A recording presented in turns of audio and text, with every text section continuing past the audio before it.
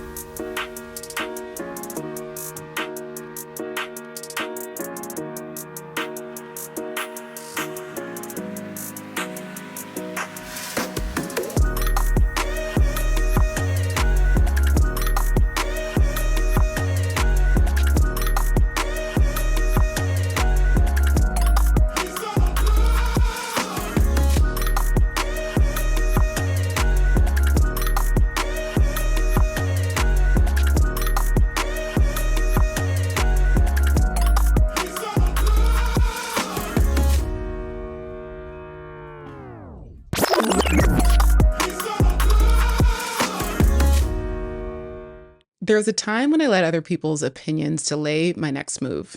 If they questioned me, I questioned myself. I thought if I could just explain myself or earn their validation, then I'd feel secure in what I was doing next. But here's the truth: their approval will never be enough if you don't already approve of yourself. And the bigger truth: you don't need their permission to shine. So today, we're talking about how to stop seeking validation, how to trust your own voice, and stay aligned even when others don't understand. So if you've ever held back because you were afraid of what others might think, this episode is for you. Let's figure this out together on The Glo Show. Woo!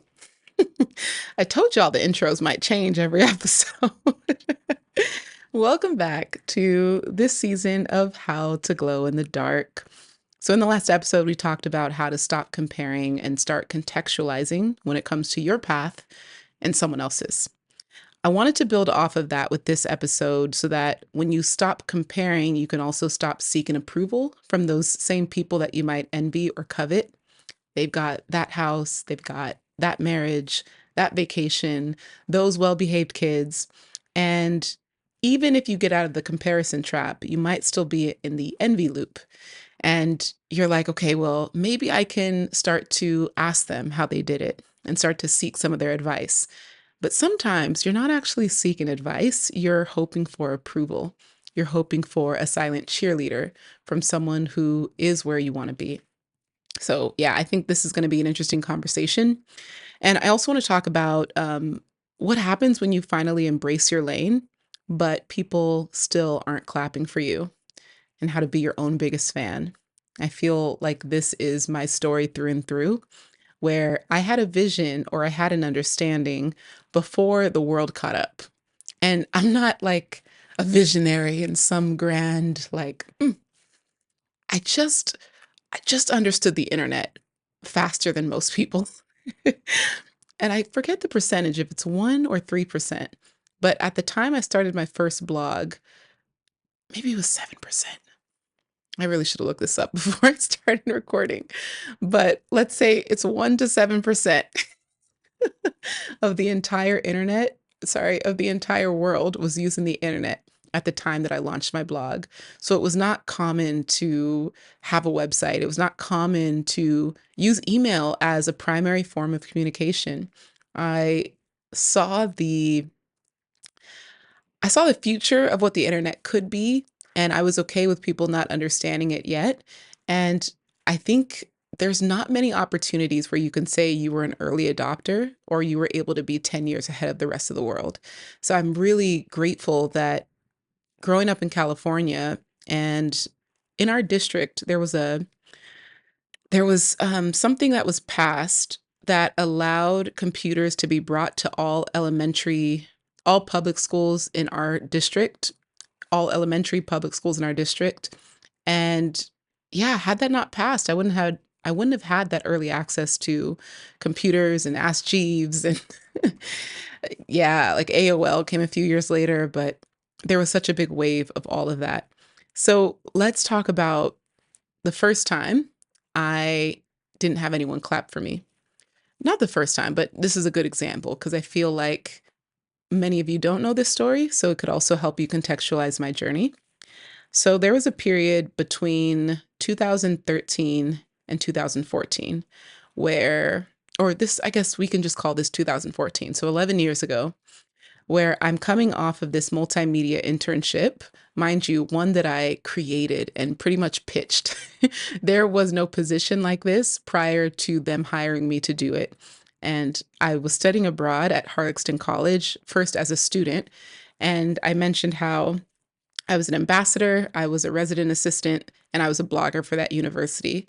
And then while I was there as a student, I was also like going to different departments and professors and people, even it's called the principal, even though that feels dated, but you have a principal, not a president of study abroad universities, at least in the UK, where we were, East Midlands, Grantham. And I remember just going sometimes up to his office, like, hey, what do y'all need? Like, use me. I'm here to be of service.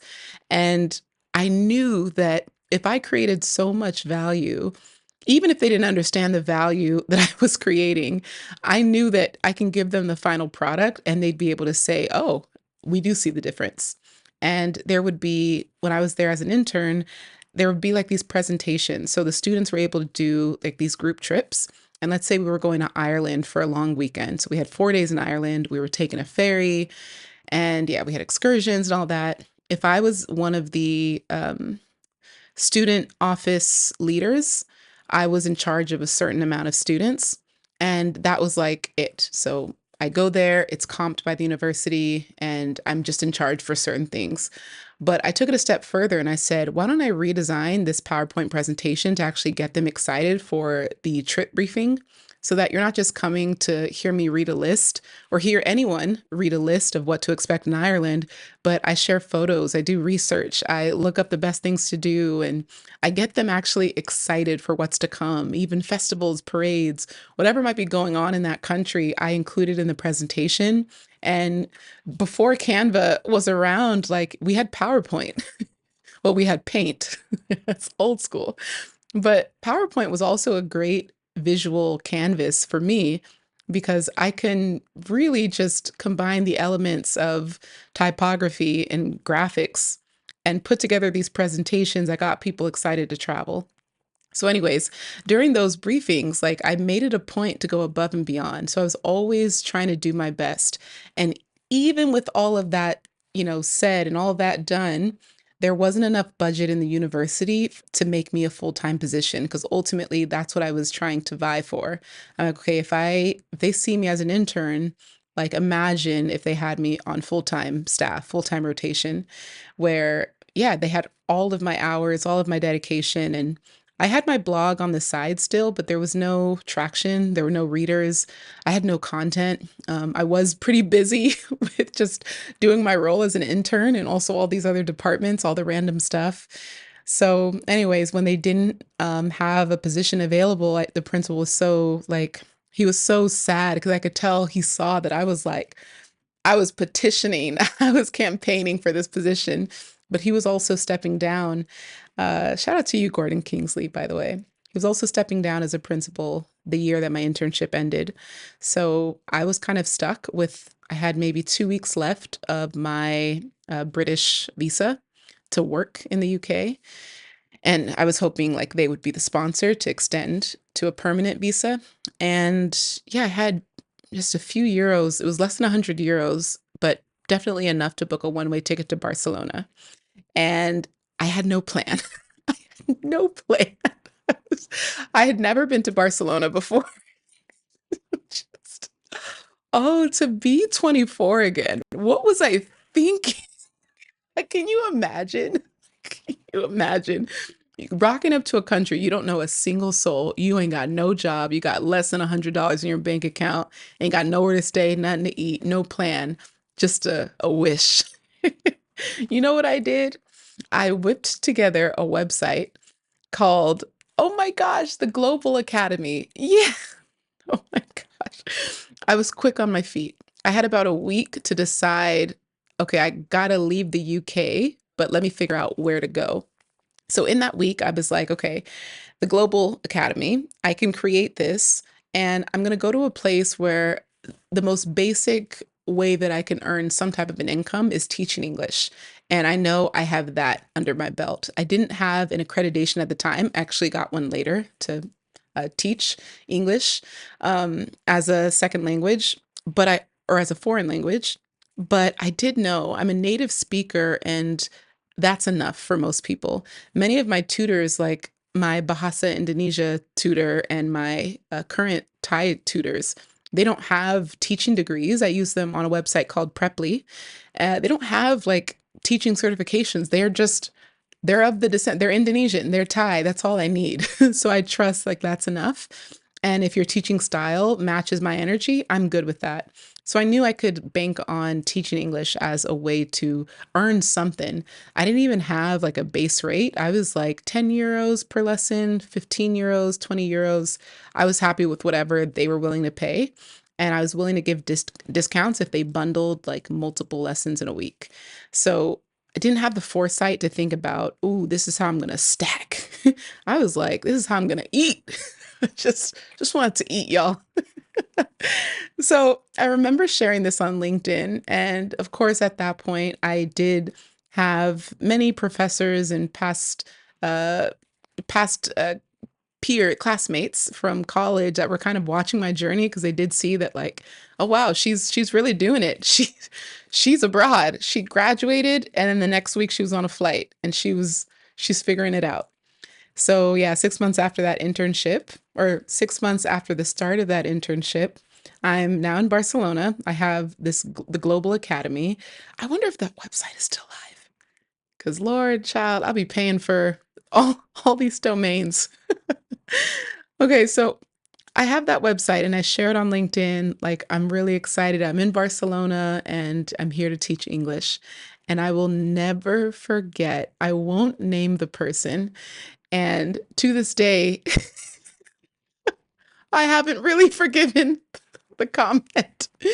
I'm like over it, but I haven't like in my heart. I'm still just like, wow, why would you say that? Especially if I mean, you're a professor. Like, I was amazed. But she said something really condescending. She was like, "Oh, wow, like that's interesting. I never thought that you would be doing something like this." And she put it under a public post. So also people are seeing her comment something so like rude. Like this is someone who like just I'm 20 something and I'm figuring out life and I create this website and I'm seeking opportunities and I'm putting myself out there and I'm not waiting on a handout. I'm creating opportunities before I know what's coming next because I'm okay with the waiting period. So when we think about doing things even when others don't understand it and when others aren't willing to clap for it. So yeah, in that comment section, she was just like, I don't understand this. Like, this doesn't make any sense. Like, I thought you would do something bigger than this. And it was so like just slicing, it was so piercing. And I was like, man, that hurts to read that. But that might happen. And I don't share that so that you embrace like that level of criticism or condescension, but that you know that people might be thinking that while you're on this journey in pursuit towards more. So you don't need their approval, you don't need their permission, and you don't even need their comprehension.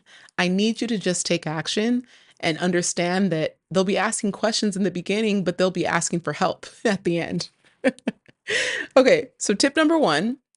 Validation won't quiet your self doubt. So you might be thinking, if enough people validate this idea, I'll start to believe in myself. And that is not the truth. I've tried it. It doesn't work like that. Someone can give you all the validation in the world and it will still not be enough for that voice of fear, that voice of fear of failure to keep coming up and being like, well, I don't know. Let me wait another year. Let me read another book. Let me get another course. Like let me just wait for better timing. And I've had friends in the past where they've told me their ideas and I'm like, "Oh, like stamp of approval, 5 stars. I recommend. Yes, go for it." The greatest, shiniest endorsement that I could possibly give to a friend, and it's not enough. So that's how I know, like, you can get all this validation.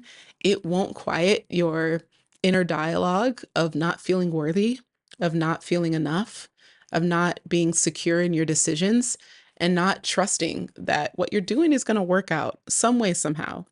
And sometimes we are waiting on the $1,000,000 idea that we're not willing to take action on the $1,000 idea. Because I'm sure an extra 1,000, an extra 5K, an extra $10,000 a month, that ain't bad. But we sit on that idea or we push it off to the side because we're like, well, I need the $1,000,000 like idea first. Like that's the one that's worth all my action.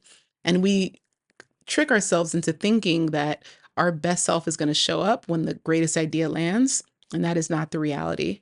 You have to actually test your commitment and test your discipline on the $100 ideas, on the $10 ideas. My first digital product that I sold was $9.99. And I put my everything into that. It took me a month to write that book. And that doesn't sound like a lot, but it was a month of like I locked myself in an Airbnb in, ironically, Bangkok. I was here when oh my gosh. Well, ain't that something? What a full circle 10 years later. That's crazy. That's crazy. You're going to see a lot of like moments like this because when you've been pursuing a dream and putting yourself out there for so many years, you're going to recognize that God has had a hand in every moment of my past, of my life, of my journey. There has always been direction and certainty that this is going to work out. I didn't know when, didn't know how, but I always knew it was going to work out. That's crazy. All right, tip number 2. The loudest critics are usually the ones that are the most unfulfilled. So if someone is taking the time to give you just unsolicited feedback or criticism that feels misplaced or harsh, understand that they're probably projecting the unfulfillment they feel in their lives, and that has nothing to do with you. You can, of course, say, okay, all criticism is feedback, and, there's something to learn from everyone. And I do believe that. Everyone and everything is a teacher. We talked about that in episode 1. But the louder people feel they need to be, it's almost like they're overcompensating for some other insecurity they have. And notice even the tone, the volume, the way that I'm talking to you on this podcast now. If I wasn't sure of myself, I'd probably be screaming at this microphone. And I say that in jest, but if you listen to my early podcast interviews, I am obnoxious because I don't even know my story yet, and people are asking to interview me. And so I think I raise my volume hoping to convince myself and drown out the noise of my inner critic. But the calmer someone speaks, the more sure and certain they feel about themselves. So understand those loud critics are literally battling inner demons that have nothing to do with you. So, yeah. Okay. And tip number 3, obedience is more important than popularity.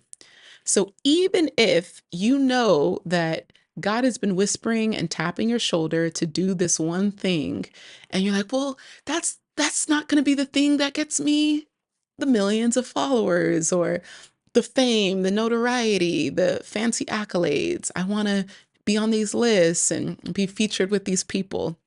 This idea, this calling doesn't feel big enough. And it's so important that you honor and stay obedient to what he's telling you to do versus pursuing your own. I don't want to call them selfish ambitions because we're all allowed to have our own desires, but your obedience is also connected to your purpose. So if you are literally like, I just want to live a purposeful life, I want to wake up every day knowing that I'm doing something that is in alignment with my assignment. It is ordained, it is anointed. I have something different in my life.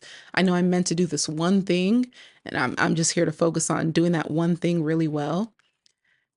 It helps because you're not distracted by, because that's what it is, distractions, the lists, the accolades, the trips, the anything outside of what your path is calling you to do. So if you stay obedient, like you're going to get closer to your purpose. And if you're like, well, Glo, how do I listen to God? What do you mean he's telling me what to do? There was a Christian conference that I went to. Shout out to Terry Igioma. She invited me as her plus one. She was a speaker and sponsor of that event.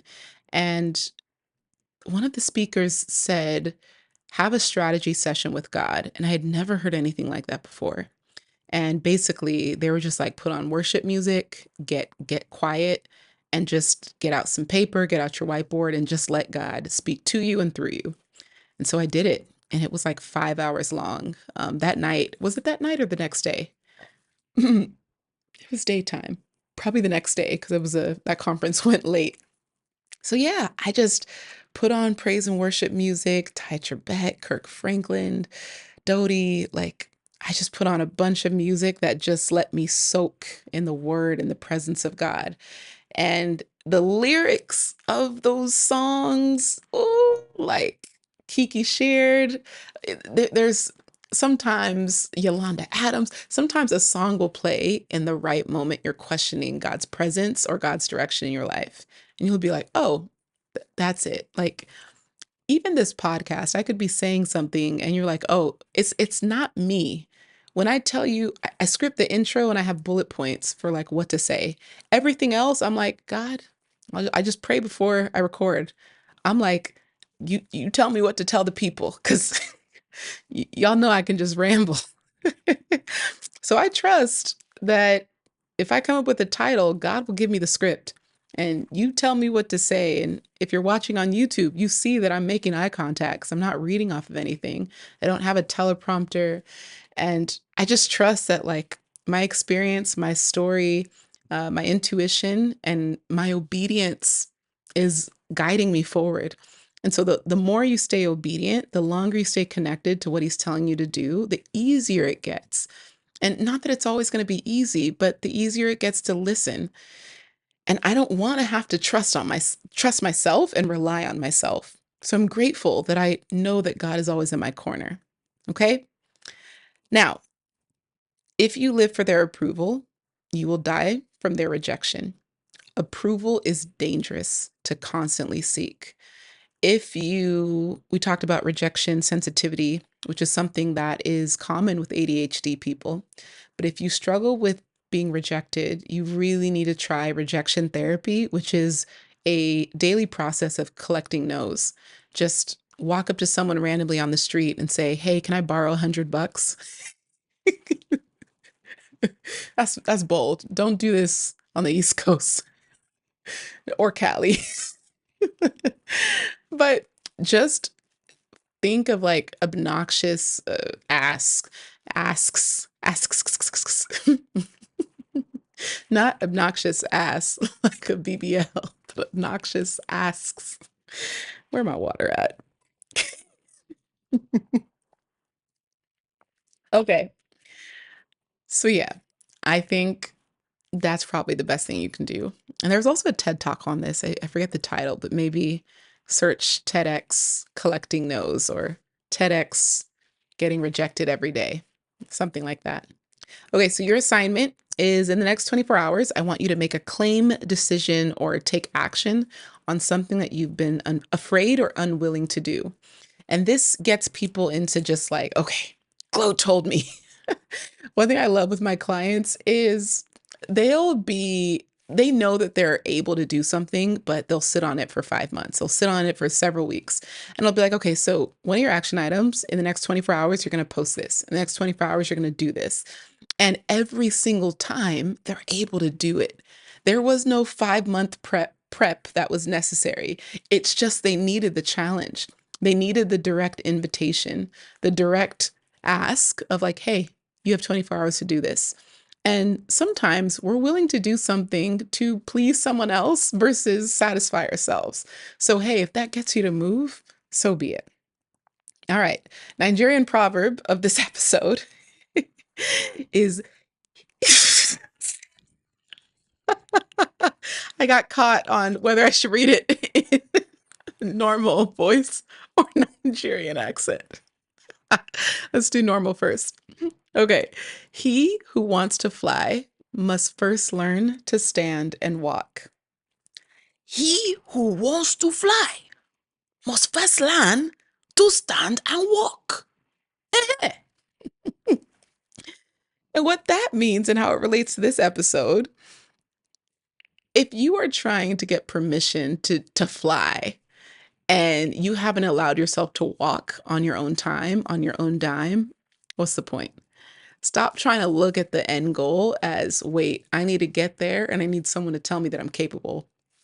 Believe in your ability to walk there first and say, okay, now let me try to flap my wings. Cool? Okay. The scripture is from Galatians 1, verse 10. We're going to read from the NIV. Am I now trying to win the approval of human beings or of God? And this is specifically if you're a believer. Sometimes we do things to get in good favor of humans and of people when we should be just seeking to get in God's good favor and God's good grace. And one thing I love to remind myself is that his mercies are new every morning. So even when I feel like I've been disobedient and, God has told me to do this podcast for years, and I feel like I've been delaying because I didn't feel like I had the capacity or the time or the space, like doing it now, knowing that, you know what, this is what God has been telling me to do. So I'm just doing it. So whether it resonates, oh, Glo, I didn't know your podcast was going to be so spiritual. It's not for me. That's okay. That's okay. And being okay with the rejection, being okay with you, this next version of you, not resonating with everyone, being okay with evolving and changing and growing past the comfortable version of you that people are used to. Okay. Because on this podcast, in the Glo Show, How to Glow in the Dark, I do want to challenge belief systems. I do want to help you believe better, do more, and think greater about yourself. And all of that comes with very honest conversations and invitations like this. So, your affirmation for this episode is my purpose is not up for discussion. My purpose is not up for discussion. Mm, I love that. Okay, our question for this episode comes from it.i.e_daily. She asked, how to believe, then behave, then become the identity of someone who is free. Hmm, I like this question a lot. How to believe, then behave, then become the identity of someone who is free. So I would say first, believe in your, I want to say choices, but let's change that to decisions. Believe in your decisions. Become your own biggest fan. Yeah. So believe in your decisions, behave by your habits, and you will become by default. If your habits and your belief systems are in alignment with the highest potential, the best version of you, like you will become that by default. And so if we only focus on becoming, that's a very rigid approach to evolution and growth. If I know that one day I'm going to be, I don't know, sitting on the top of a mountain and I'm only focused on the top of the mountain and I'm not training for the steps in between, like there is no way to get to the top of the mountain. So I believe if you believe in yourself and you really learn how to develop and trust your instincts, and then you shape and build habits that support your new belief systems, you will become that person by default. All right, y'all, that's it. That's it. That's all I got. Thank you for listening. As always, take a screenshot and tag me on Instagram at Glo Graphics, GLO Graphics, and I'll repost some of my faves. Hope y'all are enjoying these episodes. Let me know what you think. Unless you hate it, then just stop listening. It's not for you. It's okay. Love y'all, and I will see you on the next episode. Bye.